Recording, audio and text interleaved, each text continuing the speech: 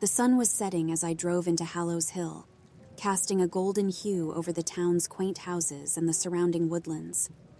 The sign welcoming me to the town was old and weathered, but it held a certain charm. "Welcome to Hallows Hill," it read, "where memories last a lifetime." I had just bought my dream house here, a sprawling farmhouse surrounded by acres of land, nestled between the hills and woodlands. As I pulled into the driveway, the house stood tall and majestic against the backdrop of the setting sun. Its wooden exterior, though slightly worn, exuded a rustic charm. The windows, large and inviting, reflected the orange and pink hues of the sky. I stepped out of the car, taking a moment to breathe in the fresh country air. The chirping of the crickets and the distant hoot of an owl were the only sounds that greeted me. There was a profound sense of peace, a stark contrast to the bustling city life I had left behind. As I unlocked the front door and stepped inside, the house welcomed me with its cool, musty scent. The wooden floors creaked under my weight, and the silence of the house was almost deafening. I began to explore, my footsteps echoing through the empty rooms. The living room, with its large fireplace and vintage furniture, the kitchen with its old-fashioned stove, and the dining room with its long wooden table, all spoke of a bygone era. I made my way to the basement, pulling on the string of the overhead bulb. The dim light revealed a room filled with old trunks and boxes. In the corner, I noticed a small, framed black and white photograph of a young girl, no older than 10. Her eyes, though lifeless in the photograph, seemed to follow me.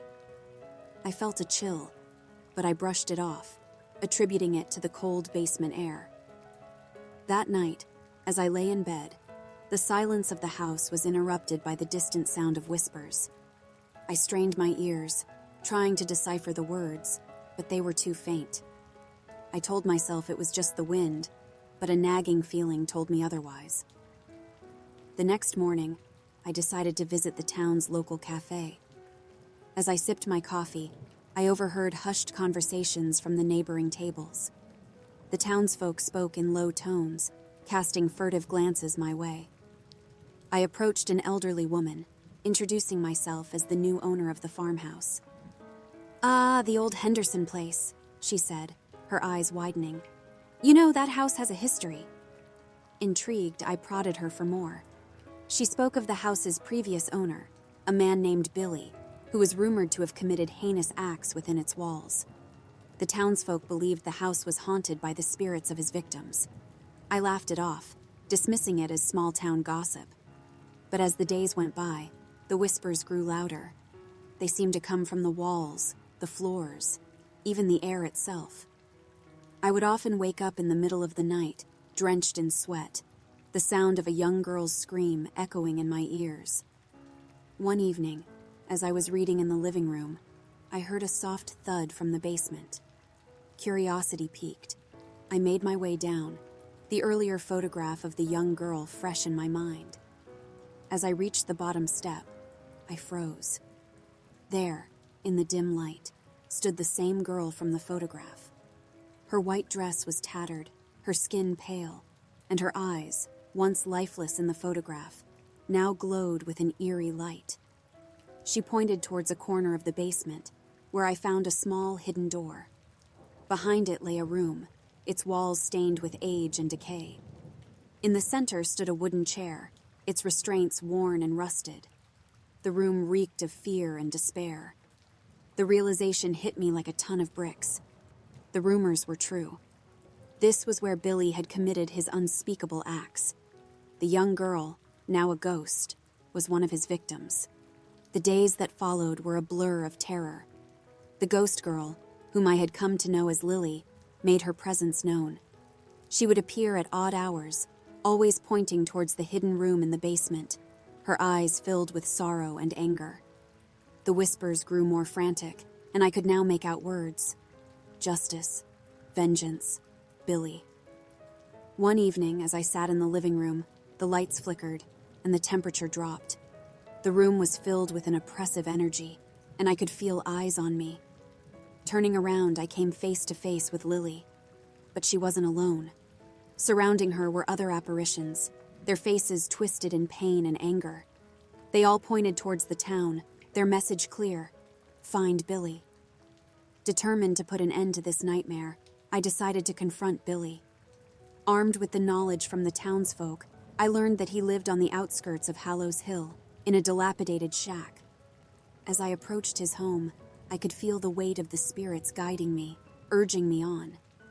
Knocking on the door, it was answered by an old man, his face lined with age and guilt. His eyes widened in recognition as he saw me, and he tried to shut the door. But I was quicker. Pushing past him, I confronted him about the horrors he had committed in my house. Billy's face turned ashen, and he fell to his knees, confessing to his crimes. He spoke of his dark urges, of the innocent lives he had taken, and of the torment he had inflicted on Lily and the others. Tears streamed down his face as he begged for forgiveness. The news of Billy's confession spread like wildfire throughout Hallows Hill. The townsfolk, once wary of me, now looked at me with gratitude and admiration. The spirits that had once haunted my home seemed to be at peace, their cries for justice finally answered. But Lily remained. She would appear to me, not as a vengeful spirit, but as a lost soul seeking closure. I realized that while Billy's confession had brought justice to the other spirits, Lily's bond to the house was stronger. She needed something more. One night, as I sat in the living room, Lily appeared before me, holding out her hand. In it was a small silver locket. Opening it, I found a photograph of a young Lily, smiling and carefree, alongside a young boy. The inscription read, "To Lily, with love, Samuel." Researching the town's archives, I discovered that Samuel was Lily's younger brother, who had died in a tragic accident. The two were inseparable, and his death had devastated her. It was this grief that had made her vulnerable to Billy's dark intentions. With the help of the townsfolk, I located Samuel's grave. Placing the locket on his tombstone, I whispered a prayer, hoping to reunite the siblings in the afterlife. That night, as I lay in bed, I felt a gentle breeze, and I heard the soft laughter of children playing. Looking out of the window, I saw the ethereal figures of Lily and Samuel, hand in hand, disappearing into the woods. The house, once a place of horror and despair, was now filled with warmth and love. The memories of the past were replaced with hope for the future. And while the scars of the past would never truly fade, the spirits that once haunted the house had found their peace. Months passed, and life in Hallows Hill returned to its peaceful rhythm. The townsfolk often visited, sharing stories of the past and hopes for the future. The house, once a symbol of terror, had become a beacon of hope and redemption. But deep down, I knew that the past was never truly gone. One evening, as I was preparing dinner, there was a knock on the door. Opening it, I was met with the familiar face of Billy. His eyes, once filled with guilt and remorse, now burned with rage and hatred. "You think you've won?" he spat, his voice dripping with venom. "You think you've saved them? They're mine, and they always will be." Before I could react, he lunged at me, his hands wrapping around my throat. The world around me began to blur, and I could feel the life being squeezed out of me. But just as darkness threatened to consume me, I felt a cold hand on my shoulder. Looking up, I saw the ghostly figure of Lily, her eyes filled with determination.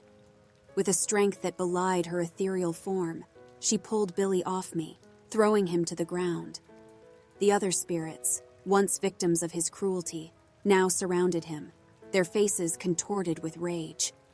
Billy screamed in terror as they closed in on him, their cries for justice echoing through the house. The ground beneath him began to crack and crumble, revealing a fiery abyss. Billy's screams grew louder as he was dragged into the depths of hell, the spirits exacting their final revenge. The house shook with the force of their anger, and I could feel the heat of the flames licking at my feet. As the ground sealed shut, the spirits turned to me, their faces now filled with gratitude and peace.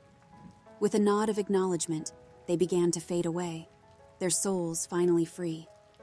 Lily, however, remained. She approached me, her hand outstretched. Taking it, I felt a warmth spread through me, a sense of closure and peace. "Thank you," she whispered, her voice soft and melodic. "You've given us the justice we so desperately sought. But remember, evil never truly dies. It merely lies dormant, waiting for its next victim." With that, she faded away, leaving me alone in the now silent house. The events of the past few months weighed heavily on my mind, and I knew that I could never truly escape the horrors of the house. But I also knew that I had the strength and determination to face whatever challenges lay ahead. As I sat in the living room, the memories of the past flooding back, I realized that the house was more than just bricks and mortar. It was a living, breathing entity with a history and a soul. And while the spirits may have found their peace, the house would always be a reminder of the thin line between good and evil, life and death. The next morning, as the sun rose over Hallows Hill, I made a decision. I would sell the house and move on, leaving behind the memories and the pain. But I would also carry with me the lessons I had learned, the strength I had gained, and the knowledge that even in the darkest of times, there is always a glimmer of hope.